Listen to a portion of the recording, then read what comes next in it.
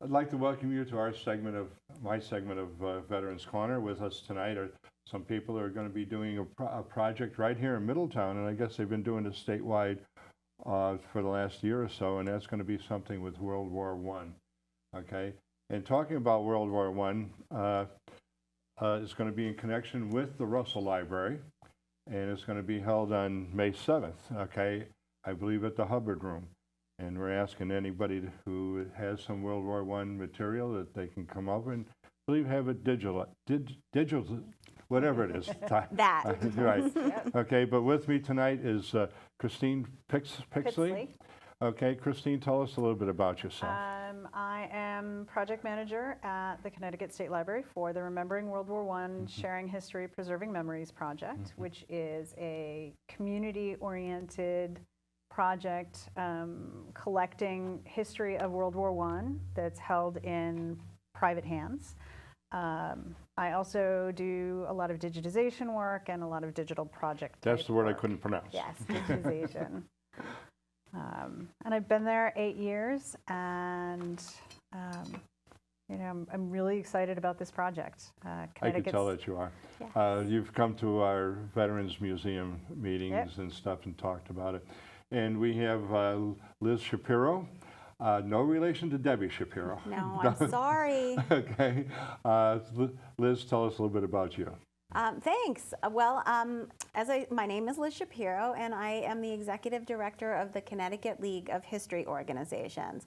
And the reason that I'm here with Christine here tonight is because I also serve as a sort of a co-planner for the Connecticut World War I Centennial Commemoration, which will be coming up. We hope to really kick off all kinds of events starting in October of 2017. So right now we're heavily involved in planning really a centennial activities that will last 2 years. Lots of different projects that I'm sure we'll get a chance to talk about. So Christine and I email and talk practically weekly about this. I heard it was every 5 minutes or so. It could be every 5 minutes on Okay. some days. But this seems like a really major project that you're going to be doing. And in front of me right here, I have a plaque. Now, I'm not going to ask a camera person to zoom in on it because it's very hard to see. This was a plaque that was put on a World War I memorial in Middletown. There were 32 of them, and they were in memory of those who were killed from the Middletown area in World War I. They were on memorial trees. After a little while, the city never maintained that green, and that area where there's a bunch of memorials on Washington Street in Middletown, and it kind of went into disrepair. And some of these plaques were lost and taken by families so they wouldn't get lost and so on. And the Greater Middletown Military Museum found out about these plaques and this memorial, and we rededicated the memorial about 10 years ago using the original speeches and pretty much the original program that they did in 1926, I believe it was, when the memorial was first dedicated. And this is quite a major project. And Middletown has a lot of several memorials to World War I veterans. But I think what we really want to get into now is possibly a little bit of explaining about what your organizations are about. Christy? So Connecticut State Library has a unique position in the state in terms of World War I. We are not only a library, we're also the state archives and the Museum of Connecticut History, which really covers the industrial, military, and political history of Connecticut. Most of the work I do is with the archives in the museum, and that's where all of our World War I objects are, our World War I papers, and the library has an immense collection of World War I books. Connecticut was one of the leaders in World War I in preparedness, and the Connecticut State Library was one of the leaders in collecting this information. In 1919, the General Assembly created what was called the Department of War Records within the Connecticut State Library. And George Goddard, who was the state librarian at the time, collected every scrap of material that he could possibly get his hands on, and Wow. then some. So we actually have one of the largest collections of World War I material in the country. So, you know, as a state library, we're really invested in not only our communities, which is kind of our broader mission, but in this particular collection, because it's still on the books, that we are still the Department of War Records, and we are still mandated to collect and preserve the histories of World War I and World War II. And of course, another goal for that is making all that information accessible. Yes. So it's great if you can go and visit the state library and have the time to work with a librarian to begin to delve into these collections. But they're remarkably untouched to this point. Yes. And unresearched. No, they're in perfect order. Don't worry, everything's perfect. But you know, the state library has enormous collections, and so these are ones that are very specific to only certain people are interested in them. So this Christine's project has sort of blossomed an effort to making this collection accessible. That's amazing, because there's like you said, there's a lot of history in Connecticut during that period of time, and I think Middletown was pretty much in the middle of all of that at the time. So. Middletown's always in the middle of everything. You live in Middletown? I don't, but I come up here 5 days a week. Okay. I just, but anyways, but also this is sort of a part of a national item or something. The national commemoration really kicks off next year. It was actually 99 years ago yesterday that President Wilson declared war, and the United States officially entered what was then known as the Great War or the European War. So there's been a United States World War I Centennial Committee that's been up and running for a few years now. They're the folks that are behind the push for a World War I monument in Washington, D.C. It's the only war that does not have a monument in the city. They were not able to get something on the mall, so it is being commissioned in Pershing Park, which I think is to the side of the White House. Okay. And so this national committee is really in charge of that's been their thing, to push this monument. They're also working on a centennial coin, and they're kind of a clearinghouse.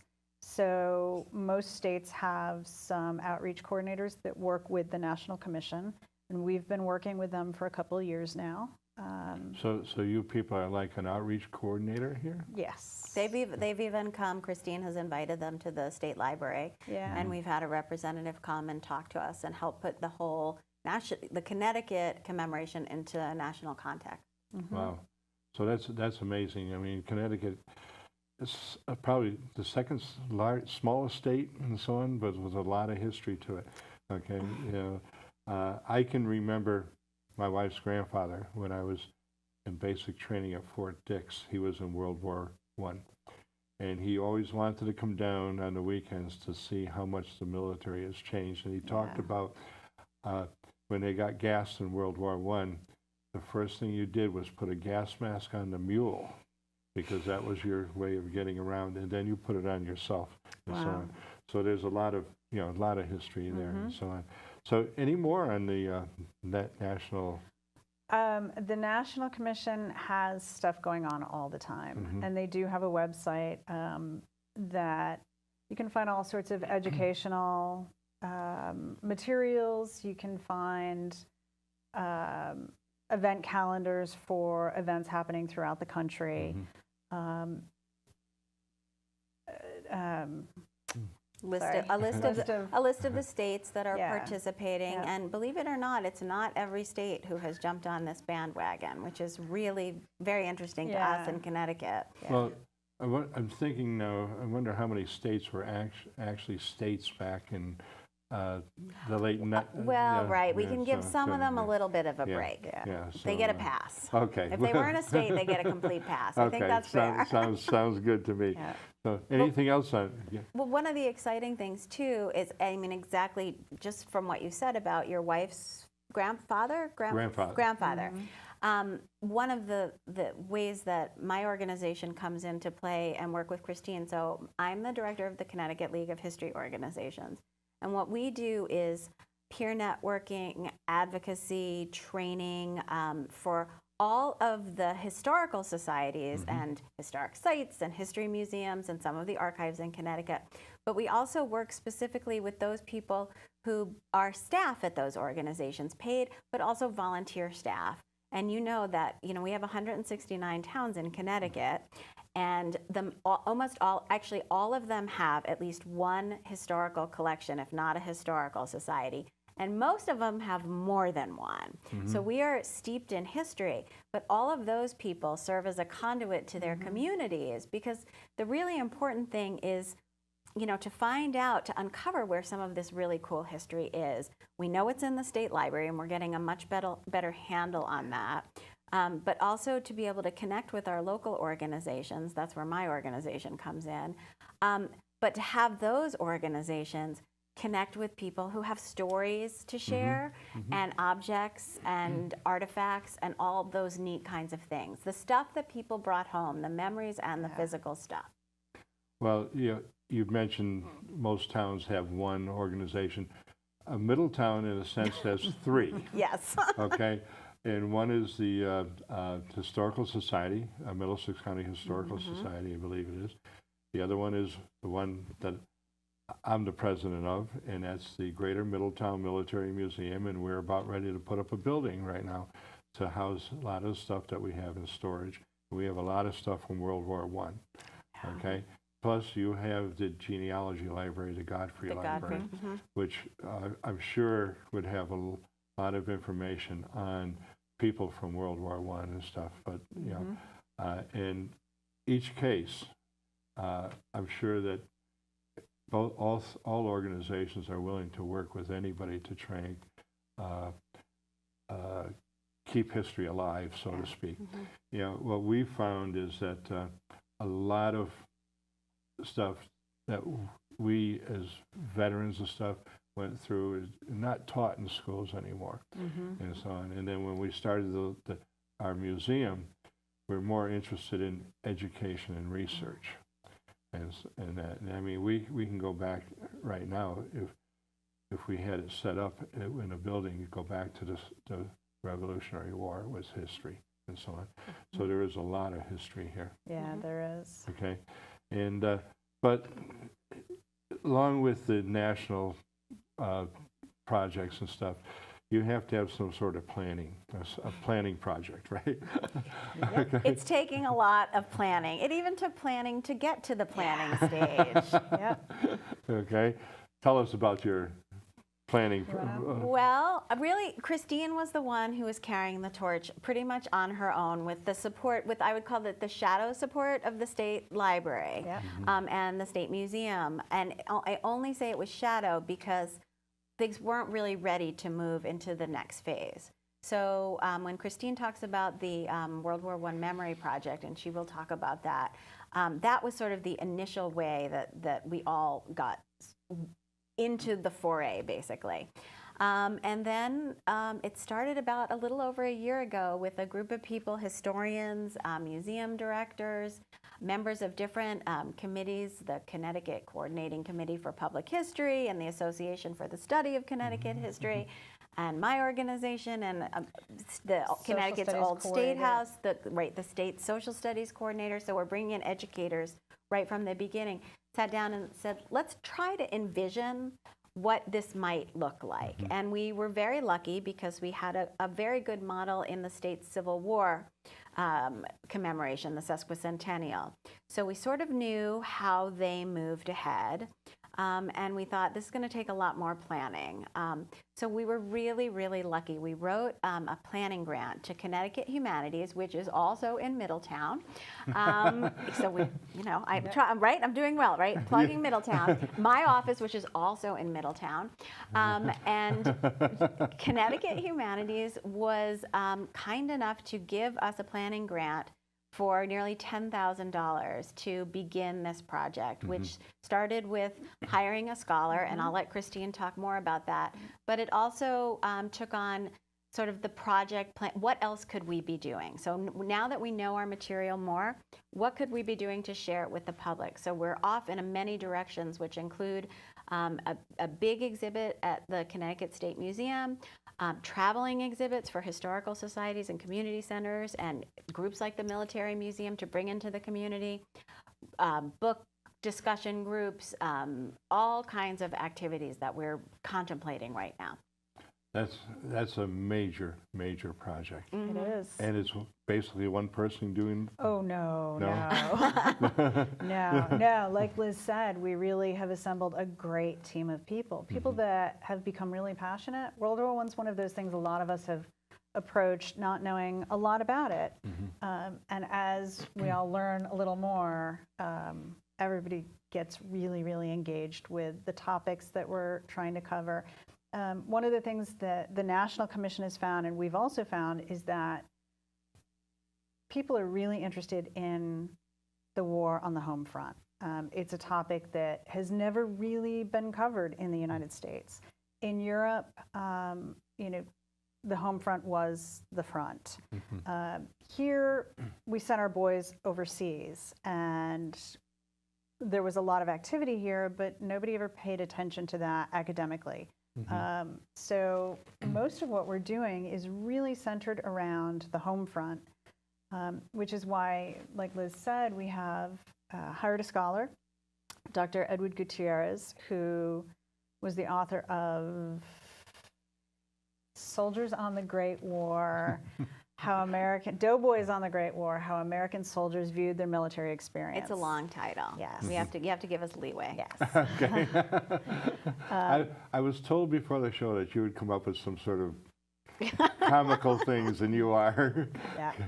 So, go ahead.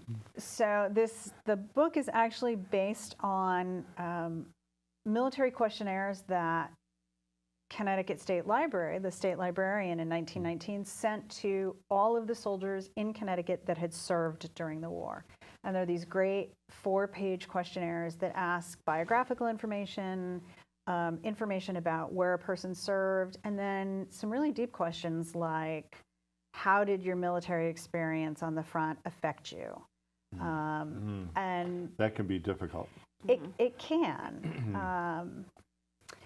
So he's been digging into our archives and kind of coming up with some themes that we can look at, like immigration on the home front and manufacturing and such. Yeah, that's got to be a major project in itself.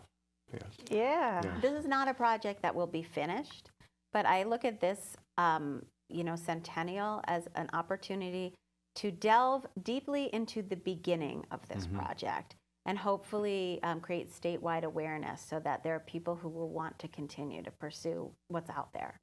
Well, I have over 20 years of military, most of it's reserve time, okay? And I am strongly against war. I don't believe that war is necessary, but I believe in keeping the history going and supporting those who are serving 100% and so on. I just got a signal from our cameraman and camera person, okay? Who's my wife, so I got to be careful on what I say here, that we had just about a minute left. So we're going to be taking a break here, and then we'll be coming back with some more stuff for about another 20 minutes or so. So when they're, we can take a break, okay? Great. Okay. So.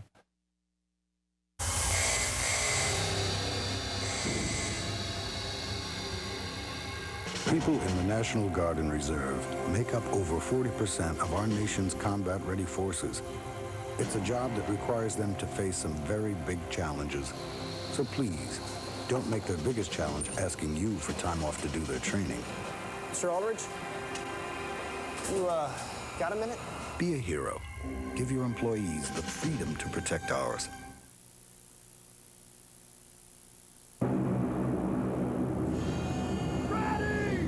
When your employees train with the National Guard and Reserve, they learn to be better team players, better decision makers, and better leaders. It's training that makes them better at serving our country.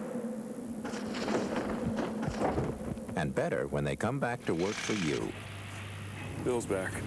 Be a hero. Give your employees the freedom to protect ours.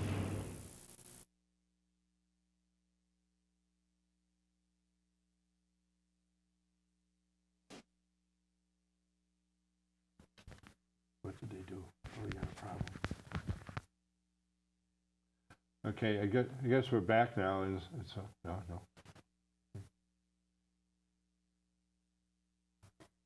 So Yeah. where should I be looking? Should I be looking at you at the camera? Is it? Whatever you feel comfortable. Okay. Okay, we're all set. We're back now, and we still have a lot of stuff to cover. Okay, basically 2 or 3 subjects, but a lot of stuff to cover. Now, I don't know which we should do first. Possibly the Russell Library with their project, and then we're going to be asking for people to come down and help out, and Yes. so on and so. So Denise Russo at the Russell Library has been very active with this. She gave me a call and asked me to call you, and so on, and we all got connected up. And at one point, you came to a meeting of the Greater Middletown Military Museum and explained what was going on and asked for volunteers.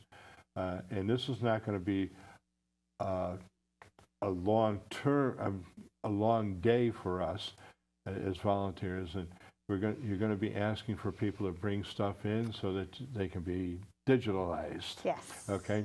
Yes. Tell us about that. So we are running a series of these digitization days, World War I Digitization Day events. We're running them throughout the state over the next 2 years, and on May 7th, we'll be here in Middletown at the Russell Library with the Greater Middletown Military Museum, tongue twister. Okay. And so what we'll be doing is we'll be asking folks like your veterans that are involved with your organization and folks in the community to bring in their photographs and their letters and their souvenirs, all of the keepsakes that they might have in their homes relating to World War I. And what we'll do is we will digitize those using scanners, using cameras, and then kind of record stories about them. So, you know, if you were to bring this in, we would probably photograph that, and then we would ask for the story behind it. Okay. And that would become a digital object in what's called the Connecticut Digital Archive, which is this kind of a long-term storage for digital items.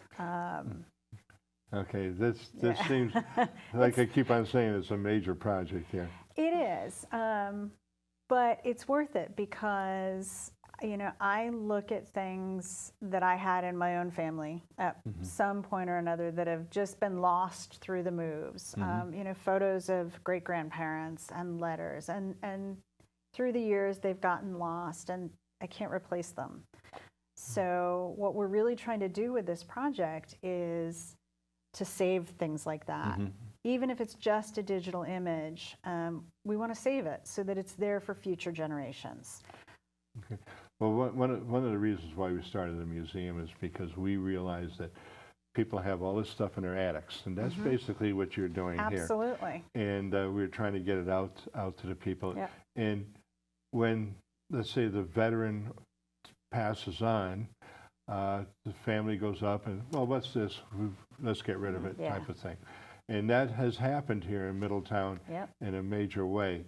You know, I got a phone call the other day from a lady whose husband was in the National Guard here in the Middletown Armory, which is now the Inn at Middletown.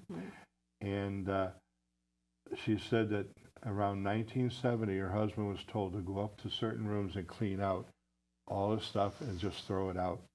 But some of the stuff he saved, and she gave us a stack of re-enlistment papers about this from 1890, okay, because her husband saved that and her husband passed away. Now this is historical stuff. Yeah. It's very historical. Yeah. And I mean, you're not going back to 1890, you're doing basically World War I. World War I. And this is as I keep on saying, this is a major project just for World War I. Yeah. I mean, it's a major project for us in the museum too. Yeah. And we're just looking at the greater Middletown area and so on. Yeah. So you have a lot of work ahead of you. We here. do, but it's worth it. You know, and I do want to clarify that we're only doing digital images. We're not asking for people to donate their stuff. And that's one of the things we found. A lot of people, a lot of the participants in this project have been the children of World War I vets. So, you know, these are still precious items to them. You know, these letters and photographs are still, you know, priceless keepsakes to them. So we're only digitizing it and then giving it right back. So they can take it back They home take again. it home with them. Okay. Yeah. And the times for this at the Russell Library, I believe they're starting at 10 o'clock? Yep, we will be I there. have a little poster here I'm going Yep. to hold up in a minute, okay? But they're going to be starting at 10 o'clock, and it's going to go to 2 o'clock. So it's at about 5 hours or so. 4 hours, yeah. 4 hours, yeah. Yeah. So, it's here again, you know, it's going to be, I think, very interesting, especially for us, okay, and so on. So we do have the poster up on the screen right now, and as you can see across the bottom, there's the Russell Library and the Greater Middletown Military Museum and the Connecticut, I can't read from the back State here. Library. State Library Yeah. on the bottom that is helping with all of this Yep. and so on. So, you know, if people can get down there, come out and give us the stuff to be copied or digitalized, Yep. and then you can get it right back again. I'm going to put this down now, okay, and stuff.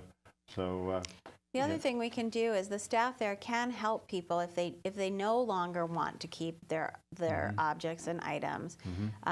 You know, the staff manning these digitization days can have conversations with you about options that you might have to keep the information in the state. Because what we're always looking at is to create a picture, improve the picture of what was happening in the state of Connecticut during the period of World War I. And we, you know, it's easy to say we can tell the story from the collections in our museums, our local museums, and our statewide museums, but that's never going to give us the full picture. no. So it's really important to be able to talk to people and to get their input and see what they have. A lot of the towns in the area here had asked World War II veterans to come in and sit down and be on camera like we are here, okay, and tell their name, where they were stationed, and a story about their military life and so on. And that's probably going along with the same lines of what you were saying. You know, this is a little more personalized and so on, but we are not going to be doing this here, okay? We're not going to be taking pictures of people and stuff like that. It's just what they have in storage and so on. Yeah. So, Yeah. but I will also say, as much as we're really trying to paint a picture of what Connecticut's role was in the war with this project, we don't care where your ancestor, where your parent or aunt or uncle were from. As long as you are a resident of Connecticut, we'll digitize your stuff. So we had a soldier from Maine. We had a German soldier, a gentleman here in Middletown, came to our first event that we held in Middletown, and his father had been a German soldier. really, And you know, they emigrated here, and so that's part of our archive, because that's part of the fabric of what Connecticut is today. It's the people that are here today, and the experiences of those World War I folks, be it a soldier, a nurse, a munitions worker, are what make us who we are. And home front stories as well, because not, a lot of people might have diaries and things like that of their grandmothers, great grandparents, who were here at home doing war work or rolling bandages or learning to drive an automobile because their husband was no longer there.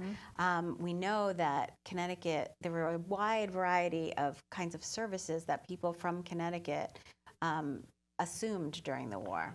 So you're talking basically like a Rosie the Riveter from World War II, where they can. And that was, it all started in World War I. Yeah. It's amazing, how things progress and so on. So now, another thing is you need people involved. Yes. Okay. I heard that, even though it was kind of silent. It was quiet. Okay. And so on. How can people get involved with you? We always need volunteers at these events, and that's, doing interviewing. If you're more technical, we can use scanners. And through the course of our public programming, we're going to have lots of needs for the public to get involved. We're really looking at what I would call a giant spider web, or a cyclone that's going to just keep moving out. And as we begin to unveil resources on our website and calendar events and kickoff events and exhibits that organizations can borrow and book groups that you can have, and all kinds of things like that. We want Connecticut communities to just feel like they can be a part of this commemoration, regardless of whether it's the Historical Society taking the lead. Any community organization can help us take the lead. So if this is something that any community organization is interested in, it's not even too early to get in touch with us now, so we can put you on a list and know that you've expressed interest. So as we begin to roll out what is actually going to happen, then we'll be able to contact you first. Well, one of the things that Denise Russo at the Russell Library said that our museum would be involved with would be greeters, and then like an escort to bring the people to the proper stations to get things done. So I'm sure that you need people at the stations, like you said earlier, to do some writing or whatever, and to document what's going on. Because you just can't bring something in and say, okay, fine, this is what it is, take a picture of it, okay, and then walk out. You really have to have some sort of historical background to it. And here again, Middletown has a lot of stuff on World War I. The obelisk on Washington Street in Veterans Memorial Green. There is, over the inn at Middletown, over the main entrance, there's a balcony to John D. Coven Alsop, who had issues. He served in World War I. He had issues from the war, and he passed away. And if anybody who's native to Middletown should probably remember the Alsops and the DeCovens. They were major families in this area, and so on. So there was a lot in Middletown, I'm sure, hidden in the attics or in the cellars or somewhere in some storage cabinet that could be brought down. And there are a lot of hidden stories. One gentleman that we worked with, who's actually in a nursing home in Rocky Hill, his father had been a soldier here from Middletown, except he's not listed in the honor rolls or in the service records. He had come here in 1916 from Melilli, Sicily, and almost immediately was drafted and served in the 77th Division. And so he donated a picture of his father to our project. And, so here was this completely unknown Middletown story. Well, now that's interesting, because that's a good way of remembering, okay, or memorializing that individual who served. Okay, and I don't know if you people were in the military or not. I was. But there's a lot of things where when you're away from home that you think about and stuff, especially around the holidays and Christmas and stuff like that.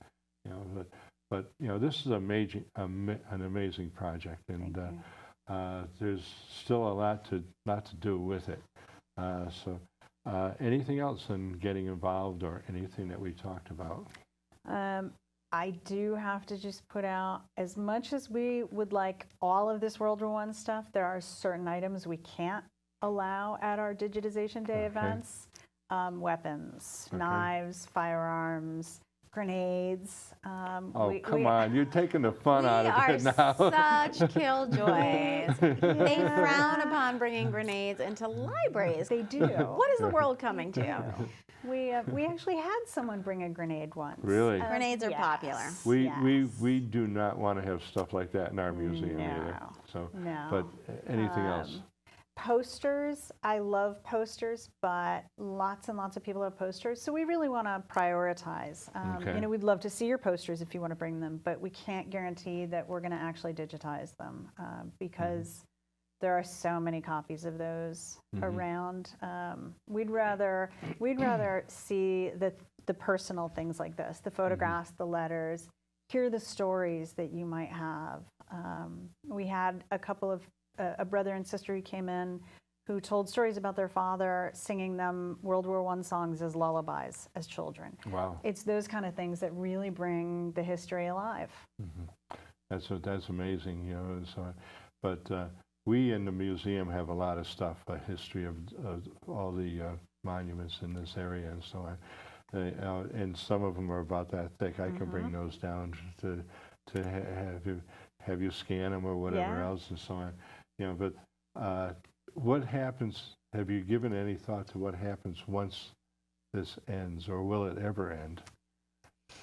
No, yeah, it will I never. figured I'd really get you guys going on this one. That's a great question, and in fact, it won't really end. So the exhibit in the State Library, which is going to be sort of in the State Library Museum, is going to be sort of the tangible outcome. So there's always going to be, and that is, we're looking at that exhibit to be planned sort of for the long haul. So that exhibit will live on. And then, of course, all the items that Christine is scanning and her team are collecting will be available online via the Connecticut Digital Archive. And so people will be able to find these items. And we also, as we said in the beginning, we work with the Connecticut Council for the Social Studies. So we are working on incorporating a lot of this learning into the new social studies frameworks, and teachers have been very interested in the material. So, and taking a tough topic like World War I and making it digestible is going to be one of our main jobs. We're down to almost 2 minutes left. Okay. Right now. You feel relieved? For you. Okay, but we've talked about a lot of stuff here today, and is there anything else that we have not touched on that you want to, or do you want to, or is there anything that you want to go back to and just reiterate? Okay. Okay. There'll be scanning events that are going to be held all over Connecticut. Yes. So I guess that's maybe the most important thing. If you cannot come down on May 7th, that is okay. Yes. There will be other events throughout the state. Christine has an incredibly busy schedule, and if you're looking if you're not in the Middletown area, and if you'd like to bring an event to your town, that's something that can be scheduled. Okay, and I'm sure, and I'm not speaking for the Russell Library in any way, but the way Denise Russo was involved with this one, I'm sure that she would probably like to have another one maybe in 6 months, a year or so on. But I am not speaking for them. Okay? I'm going to tell her you said that. Get Thanks her a lot. this film right away. Okay, so, you know, but that's the way Denise is. Sure. Denise is a wonderful lady, and I think that the Russell Library is great to have her as an individual there. Yeah, we're looking forward to it. Yeah. I am too. In fact, I'm looking forward to see what comes in. Okay, see, you know, because I think it's going to be very amazing. Yeah. But anyways, I was given a few seconds ago signal that there was 1 minute left. Okay, so I'd like to thank you for coming here tonight. Thank you for having us. And I'd like to ask you if you can come on sometime in maybe about 6 months again and start talking about what you're doing around the state. And with that being said, I'd like to say thank you all for watching, and please remember, in keeping your thoughts and prayers, those MIAs and POWs have not returned yet. Thank you and good evening. How do we do?